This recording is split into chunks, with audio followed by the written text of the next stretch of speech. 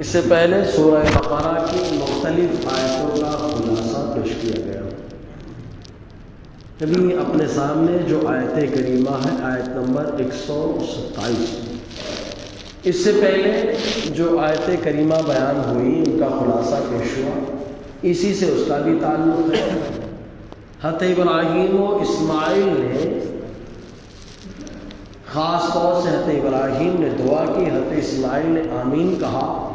کیا دعا کی؟ اے اللہ مکے کو امن والا شہر بنا دے، اور مکے میں جو ایمان والے رہیں ان کے لیے روزی کا انتظام فرما دے۔ تو اللہ تعالیٰ نے ارشاد فرمایا جو کافر ہوگا اس کو تھوڑا دیا جائے گا، تھوڑا، پھر جہنم کے عذاب کی طرف اسے مجبور کر دیا جائے گا۔ جہنم بہت برا ٹھکانہ ہے۔ اور آج کی جو آیت کریمہ ہے اس میں اللہ تعالیٰ نے تعمیر کعبہ کا ذکر فرمایا۔ کہتے ابراہیم علیہ السلام خانہ کعبہ کی تعمیر کر رہے ہیں، اینٹ اٹھا اٹھا کر کے حضرت اسماعیل دے رہے ہیں، اور جس پتھر پہ کھڑے ہو کر خانہ کعبہ بنا رہے ہیں، خانہ کعبہ کی بلندی بڑھ رہی ہے، وہ پتھر بھی بڑا ہو رہا ہے۔ اس کو پالک بولتے ہیں، پالک، تو پتھر بھی بڑا ہو رہا ہے۔ تو جب خانہ کعبہ کی تعمیر سے فارغ ہوئے تو عام طور سے مسجد کی جب تعمیر مکمل ہوتی ہے تو اپنے یہاں تقریب رکھی جاتی ہے تاکہ دعا ہو، لوگ شوق سے جاتے ہیں اس پروگرام میں۔ تو خانہ کعبہ کی تعمیر سے فارغ ہونے کے بعد حضرت ابراہیم و اسماعیل نے چند دعائیں کی۔ پہلی دعا یہ کہ اے اللہ ہم نے تیرے لیے گھر بنایا ہے، ہماری جو بھی محنت ہے اپنی بارگاہ میں قبول فرما لے، جو بھی محنت ہے تیرے لیے کیے والا تو اسے قبول فرما لے، بے شک تو سننے والا ہے، قبول فرمانے والا ہے، کرنے والا ہے۔ دوسری دعا کیا کی؟ اے اللہ جب ہم نے یہ تیرے لیے کیا ہے تو مولا ہمارے لیے ہماری نسلوں کی حفاظت فرما کہ ہمیں بھی مسلمان رکھ، ہماری نسلوں کو بھی مسلمان رکھ۔ اپنے لیے دعا کی، اللہ ہمیں بولتے نا ہم لوگ دعا کرتے اے اللہ ایمانی زندگی ایمانی موت عطا فرما۔ تو یہ دعا کہاں سے آئی؟ کہا ابراہیم علیہ السلام خانہ کعبہ کی تعمیر سے فارغ ہوئے تو کہا ربنا وجعلنا مسلمین لک، اے اللہ ہمیشہ ہمیں اپنے لیے مسلمان بنا کے رکھنا۔ ایمانی مطلب اسلامی زندگی، اسلامی موت۔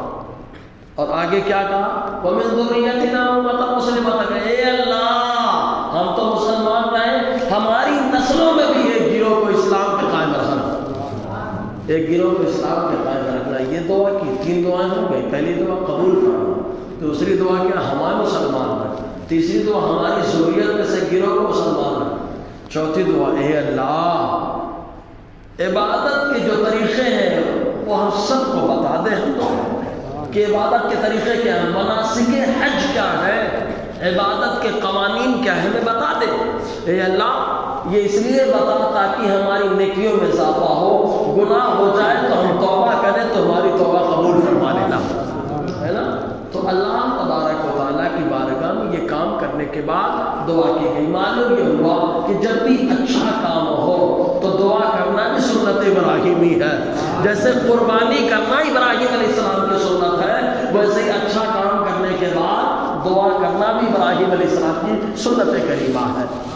اللہ تعالیٰ فرماتا ہے وَإِذْ یاد ہے يَرْفَعُ إِبْرَاهِيمُ الْقَوَاعِدَ مِنَ الْبَيْتِ وَإِسْمَاعِيلُ، ابراہیم گھر کو بنیاد سے اٹھا رہے تھے، وَإِسْمَاعِيلُ اور اسماعیل، یعنی جو گھر ہے خانہ کعبہ کا اس کی بنیاد اٹھا رہے تھے، بلند کر رہے تھے، یاد کر رہے تھے۔ اور خانہ کعبہ کی تعمیر بتائی جا چکی اس سے پہلے حضرت جبریل علیہ السلام نے لطیف شکل میں بنایا، نوری بنایا، اور نوری فرشتوں نے نوری طواف کیا، نوری بنایا۔ پھر آدم علیہ السلام بنانے کے لیے اللہ تعالیٰ نے ہندوستان کی سرزمین سے بھیجا۔ غور کرنے والے حج کرنے جا رہے، اللہ حج کس کا ہوگا؟ ابھی تو نوری ہے خانہ کعبہ، تو اللہ تبارک و تعالیٰ نے حج کے لیے بھی بلایا اور خانہ کعبہ کی تعمیر بھی کروایا۔ خانہ کعبہ کی تعمیر بھی ہو رہی، حج بھی ہے، اور اللہ نے اسی مبارک موقع پر آپ کی اہلیہ محترمہ پوری امت کی ماں حوا سے ملاقات بھی کرا دیا۔ ورنہ زمین پر اترنے کے بعد ابھی تک ملاقات نہیں ہوئی تھی۔ الحمدللہ۔ تو اللہ تبارک و تعالیٰ، کیا بات ہے، کسی چیز پر اگر چھینک آ جائے تو لوگ برا سمجھتے ہیں، اور ہمارا نبی فرماتا ہے اگر کسی چیز پر چھینک آ جائے تو وہ چیز حق ہے، اس سچ ہے، اس کی گواہی چھینک دے رہی ہے۔ سبحان اللہ، ہے نا، کسی چیز کو تو لوگ برا سمجھتے ہیں، ہمارے نبی نے برا نہیں اس کو اچھا پال لیا۔ بہرحال تو حضرت ابراہیم علیہ السلام کے زمانے میں تعمیر ہو گئی، حضرت نوح علیہ السلام کا زمانہ آیا، طوفان آیا، اللہ نے اس عمارت کو اٹھا لیا، اس عمارت کو اٹھا لیا۔ طوفان نوح ختم ہونے کے بعد دوبارہ اللہ تعالیٰ نے ابراہیم علیہ السلام کو موقع عطا فرمایا۔ تمہید کیسے باندھی گئی؟ تمہید دیکھو تعمیر کی باندھی جا رہی ہے۔ پہلے کیا حکم ملا؟ سارا کو ملک شام سے لے کر نکلیے آپ بابل کی طرف سے، ظالم بادشاہ سے مقابلہ ہو رہا۔ وہ ظالم بادشاہ اگر کسی آدمی کو اس کی عورت کے ساتھ سفر کرتے ہوئے دیکھتا، خوبصورت ہوتی تو وہ غصب کر لیتا، چھین لیتا۔ ماں سارا رضی اللہ تعالی عنہا کو اللہ تعالیٰ نے بہت خوبصورتی عطا فرمائی۔ سوچے جس کے پوتے کی خوبصورتی کا یہ عالم ہے جنہیں یوسف کہا جاتا ہے، ان کے حضور نے فرمایا ان کی خوبصورتی کا حصہ یوسف علیہ السلام کو دیا ہے۔ اتنی خوبصورتی ماں سارا رضی اللہ تعالیٰ عنہ تو لے کے گئے بادشاہ کے پاس۔ حضرت ابراہیم علیہ السلام سفر کر کے جا رہے ہیں، اس کے سپاہیوں نے بادشاہ کو اٹھا لیا، ماں سارا کو لے کر کے گئے۔ 3 مرتبہ بادشاہ نے ہاتھ لگانا چاہا، تینوں مرتبہ ہاتھ بیکار ہو گیا۔ لگانا چاہا، ہاتھ بیکار، سمجھ گیا انہی کی وجہ سے۔ دعا کا کہتا ہے دعا کریے ہاتھ اچھا ہو جائے۔ حضرت سارا ہاتھ اٹھاتی ہیں، ہاتھ اچھا ہو جاتا ہے، پھر ناراضگی پہ آتا ہے، پھر ہاتھ لگانے کے بعد آتا ہے، پھر ہاتھ بیکار، شل، پھر دعا کی ریکویسٹ کرتا ہے، پھر دعا کرتی ہے، اللہ ہاتھ اچھا کر دیتا ہے۔ 3 مرتبہ ایسا ہی ہوا۔ آخر میں بادشاہ خود کہتا ہے وہ ظالم کہ ایک خاتون اور ہے جس کو میں ہاتھ لگانا چاہتا ہوں لگا نہیں پاتا ہوں، لگاتا ہوں تو ہاتھ بیکار ہو جاتا ہے، دعا کرتی ہے ہاتھ اچھا ہو جاتا ہے۔ تو آئی تھی آپ اکیلے، اب اسے بھی اپنے ساتھ لے کر کے جاؤ۔ تو جس کو لے کے ساتھ میں جا رہی انہیں ہاجرہ کہا جاتا ہے۔ حضرت ہاجرہ کو ساتھ میں لے کر کے گئی، حضرت ہاجرہ رضی اللہ تعالی عنہا کو ساتھ میں لے کر کے گئی اپنے گھر۔ اب اولاد نہیں ہو رہی تھی، اللہ تعالیٰ نے دل میں بات ڈالی حضرت سارا کے، حضرت سارا نے گزارش کی حضرت ابراہیم سے کہ آپ ہاجرہ سے نکاح کریں، کیونکہ اللہ تعالیٰ نے حضرت ہاجرہ کو بھی کمال عطا فرمایا، جمال عطا فرمایا، شادی کر لی۔ اللہ تعالیٰ نے حضرت اسماعیل علیہ السلام کو پیدا فرمایا۔ جب اسماعیل علیہ السلام کو پیدا فرمایا، حضرت ابراہیم کا جڑاؤ حضرت ہاجرہ حضرت سارا کی طرف خوب ہونے لگا۔ تو حضرت سارا کا دل میں خیال آیا ان کو دور کریے۔ اللہ کا حکم آ گیا، ایک وہ گھر جو طوفان سے پہلے اٹھایا گیا تھا آج وہ ایک دم کھنڈر میں تبدیل ہے، وہاں پر اپنی اولاد کو جا کے بسانا ہے۔ حکم مل گیا۔ ہم لوگ ہوتے ہیں جنگل میں کون لے کر کے جائے گا، لیکن ہم لوگ ہیں، ہم وہ نہیں کر سکتے جو خلیل کر رہا ہے۔ ابراہیم خلیل ہیں، اللہ کے لیے جو کرتے ہیں اللہ کے لیے کرتے ہیں، لیکن چھوڑ دیا، پورا سباب کو معلوم نہیں ہے۔ چلے گئے ملاقات کے لیے، براق پہ سوار ہو، کھٹولے پہ سوار ہو کر تشریف لاتے، آتے جاتے شام سے مکہ، مکے سے شام، اپنی بیوی اور بچوں سے ملاقات کے لیے حضرت ابراہیم علیہ السلام کا آنا جانا لگا رہتا ہے۔ جب حضرت ابراہیم علیہ السلام نے اپنے بیٹے کو اور بیوی کو آباد کیا تو زمزم کا کنواں اور اس علاقے میں جو لوگ سفر کر کے جاتے تھے پانی نہیں ملتا تھا، لیکن وہاں جب زمزم کا کنواں نکلا تو فرشتے اوپر چلپکار کرنے لگے، نغمہ سنجی کرنے لگے۔ تو قبیلہ جرہم کے لوگ آئے، دیکھا ہے یہاں پانی کہاں سے آ گیا، پانی پیا۔ پانی پینے کے بعد ہاجرہ سے پوچھا کہ ہم لوگ بھی یہاں آباد ہو جائیں، تو انہوں نے اجازت دے دی، وہ بھی آباد ہو گئے، زمزم کے پانی سے فائدہ اٹھانا شروع کیا۔ ایک وقت آیا کہ قبیلہ جرہم کی ایک خاتون سے حضرت اسماعیل علیہ السلام نے نکاح کر لیا۔ حضرت اسماعیل علیہ السلام کا معاملہ ایسا تھا کہ وہ شکار کر کے ہی جو ہے نا کھانا کھاتے تھے، شکار کرتے وہی بچوں کو کھلاتے۔ بہرحال تو وہاں پر اس طریقے سے آپ آباد ہوئے، اللہ تعالیٰ نے خانہ کعبہ کی تعمیر کروائی۔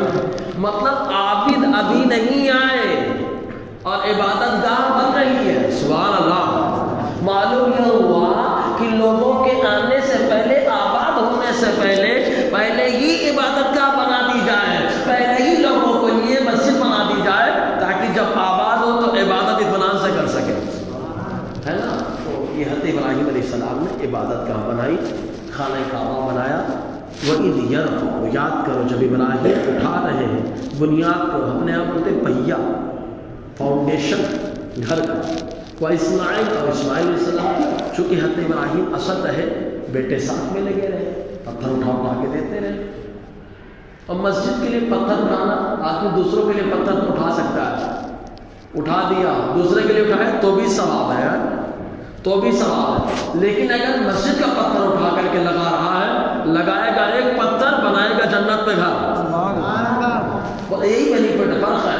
اپنے لیے آدمی پتھر، کبھی کبھی آدمی اپنے لیے گھر بنا رہا ہے، تو اٹھا کے دے رہا ہے، تو اچھا 60 سال کے لیے گھر بنا لیا، ہمیشہ کے لیے جہاں رہنا وہاں کا کیا کہا. وہاں تو ابو بکر سے پوچھو، عمر سے پوچھو، ایک دو بار نہیں کئی بار مصطفیٰ نے بتایا کہ تم لوگوں نے جنت میں اپنا گھر بنا لیا. خود آقا علیہ السلام معراج سے تشریف لائے، فرمایا عمر کہاں ہے؟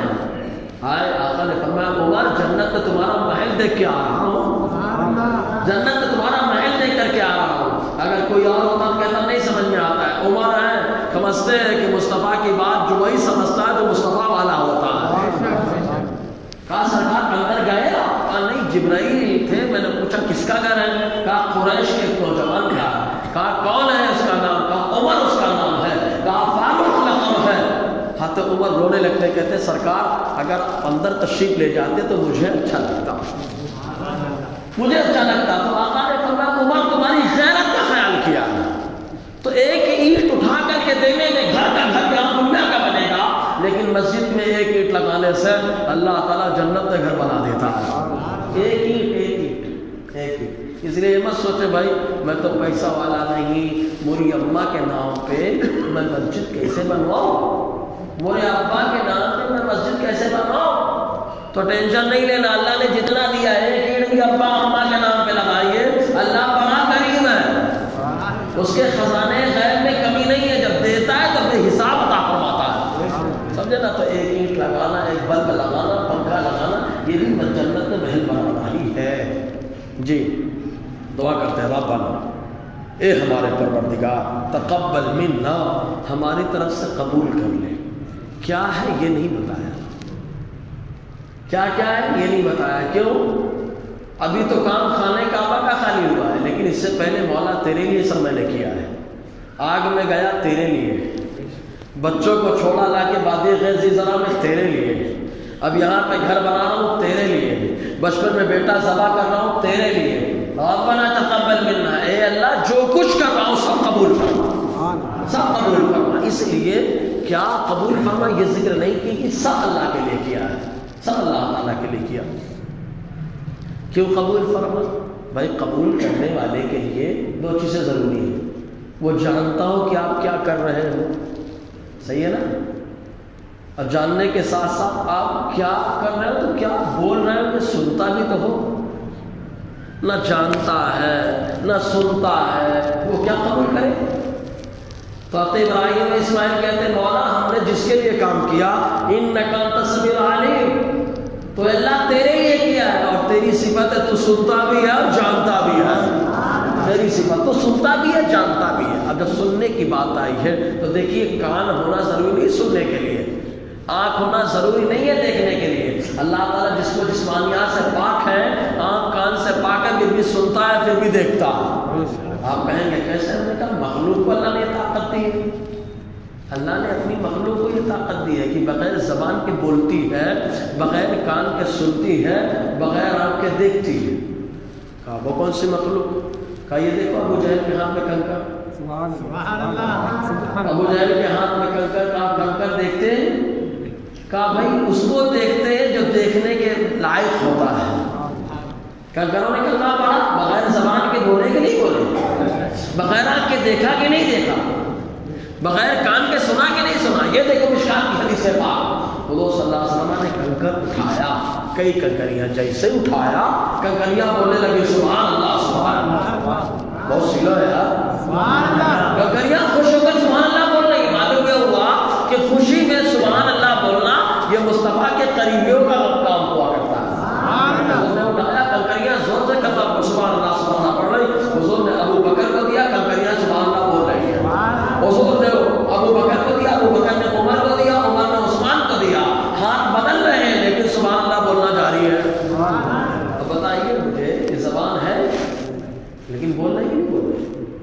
تو جب اللہ نے اپنی مخلوق کو بغیر زبان کے بولنے کی طاقت دی ہے، بغیر کان کے سننے کی طاقت دی ہے، بغیر آنکھ کے دیکھنے کی طاقت دی ہے، تو وہ تو خالق کائنات ہے۔ جب دوسروں کو طاقت دے سکتا ہے تو اس کے پاس کتنی طاقت ہے؟ کہا یہ تو حضرت بولنے کی بات ہو گئی، سننے کی بتائیے، دیکھنے کی بتائیے۔ کہا ٹینشن لے رہے وہ بتائے دے رہا ہوں۔ یہ دیکھو حضرت علی ہے، ترمذی شریف کی حدیث ہے، فرماتے ہیں ہم حضور صلی اللہ علیہ وسلم کے ساتھ نکلے، مکے کے کنارے نکلے، تو جتنے درخت ہیں، جتنے پتھر ہیں، سب حضور کے سامنے آتے اور کہتے ہیں الصلاۃ والسلام علیکہ۔ بابا جب کنکر اور درخت دیکھتے نہیں تو سامنے کیسے آتے ہیں؟ ان کا سامنے آنا اس بات کی دلیل ہے کہ درخت پہچانتا بھی ہے، پتھر جانتا بھی ہے، سب کو تو سلام نہیں کر رہا ہے، لیکن پتھر جانتا ہے، درخت جانتا ہے کہ جس کو سلام کیا جاتا ہے وہ اللہ کا محبوب اور پیارا ہے۔ پتھروں نے دیکھا، درختوں نے دیکھا، اب کہاں سنتے تو حضور کی حدیث سنو، یہ دیکھو آقا فرماتے ہیں ھذا احد یحبنا ونحبہ۔ حضور نے فرمایا یہ میرا احد ہے، یہ مجھ سے محبت کرتا ہے، میں اس سے محبت کرتا ہوں۔ سمجھا نا، یہ محبت مجھ سے کرتا ہے، میں اس سے محبت کرتا ہوں۔ تو جب اللہ تعالیٰ اپنی مخلوق میں بغیر زبان کے بولنے کی طاقت دے رہا ہے، بغیر کان کے سننے کی طاقت دے رہا ہے، اور بغیر آنکھ کے دیکھنے کی طاقت دے رہا ہے، جب مخلوق میں وہ دے سکتا ہے طاقت، تو اس کے اندر بغیر جسم ہونے کے باوجود اللہ سنتا بھی ہے، دیکھتا بھی ہے، بولتا بھی ہے۔ سمجھے نا، اللہ دیکھتا بھی ہے، سنتا ہے، بولتا ہے بغیر جسم کی، یہ بھی قدرت ہے اس کی۔ جی تو اے اللہ، ہم تجھ سے دعا نہیں کریں گے تو کس سے کریں گے؟ ہماری باتوں کو، ہمارے کاموں کو قبول فرما۔ کیوں؟ انکا، بے شک تو، انت السمیع العلیم، تو ہی سننے والا جاننے والا ہے، تو ہی سننے والا اور جاننے والا ہے۔ اور اللہ تعالیٰ تو سب جانتا ہے نا، دلوں کو بھی جانتا ہے۔ ارے دلوں میں کیا گمان گزر رہا ہے اللہ وہ بھی جانتا ہے نا۔ آدمی چھپ کے سوچتا ہے کوئی دیکھ نہیں رہا، کر لو، کوئی دیکھ نہیں رہا، یہ کر لو، وہ کر لو، یہ کھا لو، وہ کھا لو، یہ سوچ لو، وہ سوچ لو، کوئی دیکھ نہیں رہا، لیکن جس کو دیکھنا ہے وہ برابر دیکھ رہا ہے، جس کو دیکھنا ہے وہ دیکھ رہا ہے، اور جس کو نہیں دیکھنا وہ مت دیکھے، کوئی مسئلہ نہیں۔ تو اللہ دیکھ رہا ہے، اللہ دیکھ رہا ہے۔ ان اللہ کان علیکم رقیبا، بے شک اللہ تعالیٰ تم پہ نگراں ہے۔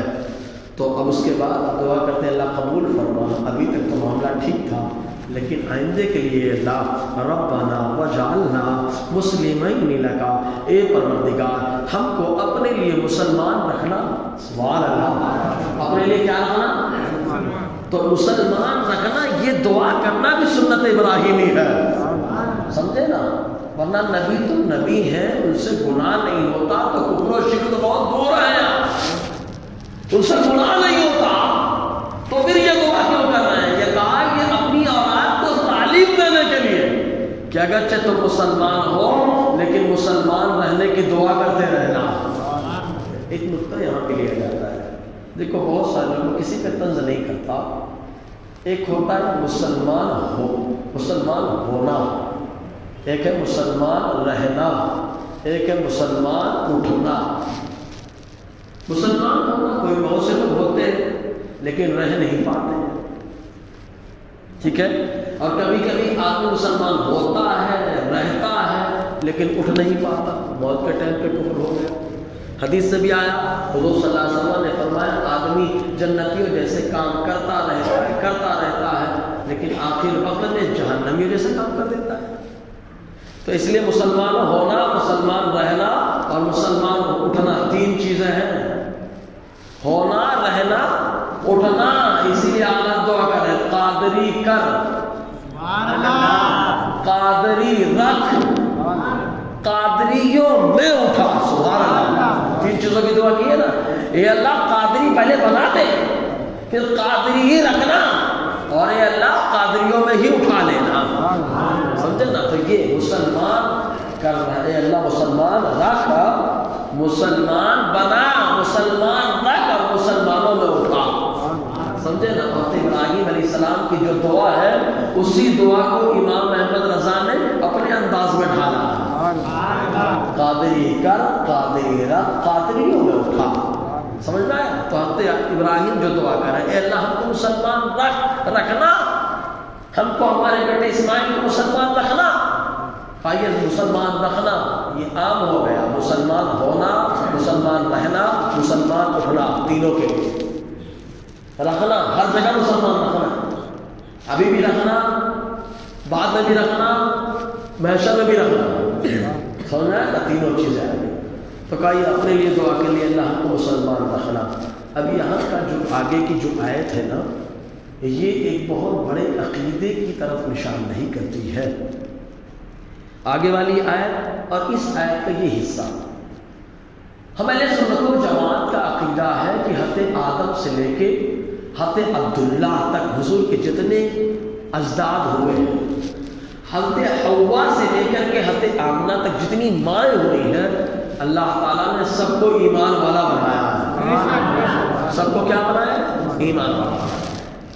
کچھ لوگ دو جگہ دھوکہ کھائے. کچھ لوگ کہاں دھوکہ کھائے؟ آزر کے بارے میں دھوکہ کھائے، اور کچھ لوگ کہاں دھوکہ کھائے؟ حضور کے والد. دونوں کا یہاں جواب ہے. آزر تو حضرت ابراہیم کا باپ تھا ہی نہیں. ابھی آگے آیت آ رہی تو بتاؤں گا. آزر چچا تھا. حضر کیا تھا؟ چچا تھا. قرآن کیا کبھی آئے گی، تفسیر آئے گی کچھ دنوں بعد آئے گی، یہی پہلے قرآن تو بتاؤ. آزر چچا تھا تو پھر کہا قرآن میں جو آیا باپ سے کہا، اب سے کہا، اب باپ کہا. اب کا معنی چچا بھی ہوتا ہے عربی میں. اب کا معنی چچا بھی. ایک صحابی آئے حضور سے کہا میرے اب کہاں ہے؟ آقا نے فرمایا ابونا وابوکم فی النار، تمہارے اب اور میرے اب دونوں جہنم میں ہیں.